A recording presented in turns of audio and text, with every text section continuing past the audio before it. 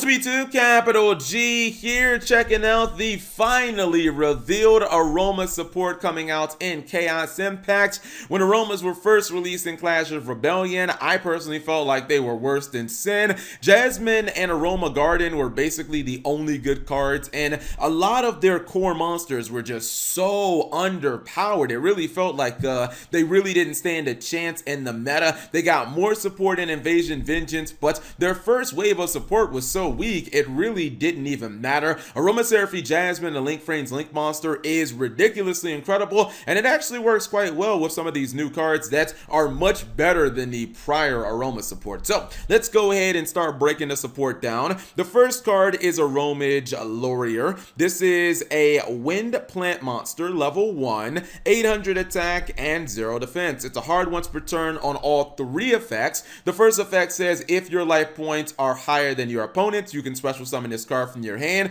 Second effect, if you gain life points, target one monster on the field. That monster is treated as a tuner this turn. Third effect, if this card is sent to the graveyard, you can gain 500 life points. So this card is obviously supposed to be a utility card. It can turn itself into a tuner, which to my knowledge, the archetype only has Aroma Angelica. Like, you only have Angelica to really kind of tune with. It is nice to have another card that gives you synchro options, because it's really difficult to make synchro summoning consistent when you only have one tuner in your archetype. This card does not have to be summoned, or excuse me, it doesn't have to be normal summon, which is excellent, and your life points generally should be higher than your opponent, so getting it out of your hand seems pretty good. Also, it does have the ability, when you synchro summon it, to gain some life points, which obviously the deck always wants to gain life points. So this seems like a very solid card. It being level 1 means probably there could be some 1-for-1 action going on in the deck, because Aromatherapy Angelica is also a level 1, so you know that might work. We have a new level 5 monster for the archetype, and that's because the archetype has a level 6 synchro that just got revealed.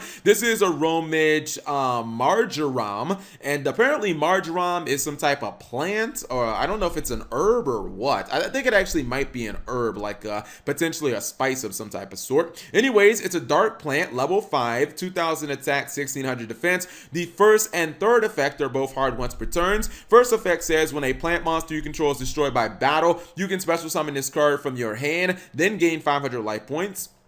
Second effect, while your life points are higher than your opponent's, you take no battle damage from battles involving your plant monsters. Third effect, if you gain life points, target cards in your opponent's graveyard up to the number of Aroma monsters you control, banish them. Alright, so this is a card that, I'm not gonna lie, I was a little bummed out that it wasn't easier to summon. It has to be high level because, you know, they want you to like ideally synchro with it, but I kind of was just hoping it would be like the last card, whereas, you know, anytime you gain life points, you could just kind of special summon it. I don't really want to have to wait for one of my monsters to be ran over by battle. This card does give you protection from taking battle damage as long as your life points are higher, and then it does have that third effect where it can kind of, you know, rush all over your opponent's graveyard. Quite frankly, I don't think that this card is all that good, but I don't think that it's really that relevant, because I think that this card is mainly just going to be used for synchro fodder. I think that this card is going to hit the field, and then during your turn, you're immediately going to probably synchro summon this away, or at the very least, link it away for Aromatherapy Jasmine. So yeah, sometimes there are cards and archetypes that aren't super great, but you just run them because they kind of facilitate what you want to do.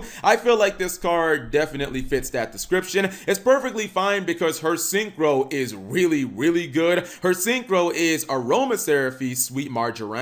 This is a light plant monster. Interesting that in her synchro form she's a light attribute, but in her regular form she's dark. That's just kind of weird to me. Anyways, she's level 6, 2200 attack, 2000 defense. She is completely generic, just requires a tuner plus a non-tuner. The first and third effects are both hard once per turns. First effect, if this card is synchro summoned, you can add 1 humid winds, dried winds, or blessed winds from your deck to your hand. Effect number 2, when your life life points are higher than your opponent cannot target plant monsters you control with card effects. Effect number 3, if you gain life points, target one card your opponent controls, destroy it. Alright, so Sweet Marjoram, the synchro monster, is obviously fantastic, and it is a great addition to the Aroma archetype. It's significantly better, like I'm talking a lot better than their last synchro monster, because you look at this card, you have 3 completely different effects. All 3 of them are just fantastic, and the first effect, obviously, the second that you synchro summon this card, it adds one of your 3 win cards, which I actually had to look it up. I was like, Bless Winds, I've never heard of that one. Is that a real card? And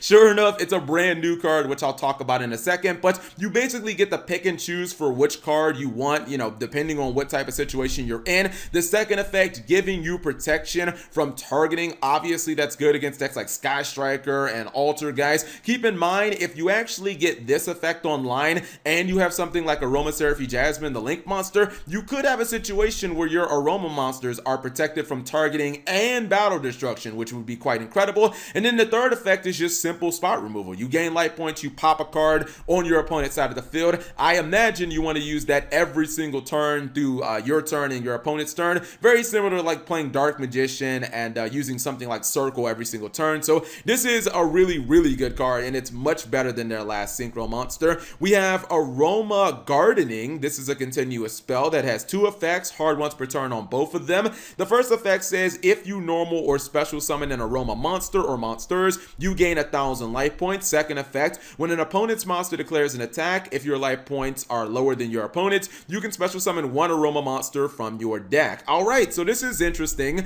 And number 1, the life point gain effect on this card is stupidly easy to activate. Basically, just throw down any of your Aroma monsters and then you're gaining life points. This would instantly trigger something like Jasmine. If you have Jasmine, you activate this card, you summon Jasmine, you gain 1,000 life points, then Jasmine lets you draw a card. The one thing I don't get about Aroma Gardening is why your life points have to be lower for you to resolve the effect or for you to activate the effect of summoning from the deck. Like, I think summoning from the deck when your opponent declares an attack seems pretty damn amazing in this deck, because if I summon Jasmine during your turn, not only do I get the block and attack, I gain 1,000 life points and I get to draw a card. That all seems pretty damn amazing. It's just, isn't the point of Aromas to kind of have higher life points than your opponent? It just feels kind of weird that they make some of these effects that only kind of work when your life points are lower than your opponent's, and I don't know, to me that's just kind of odd. I wish it was maybe the other way around. Our final card is of course Bless Winds, and keep in mind that this is searchable from the new synchro monster, so it is fairly easy to get to if you summon her.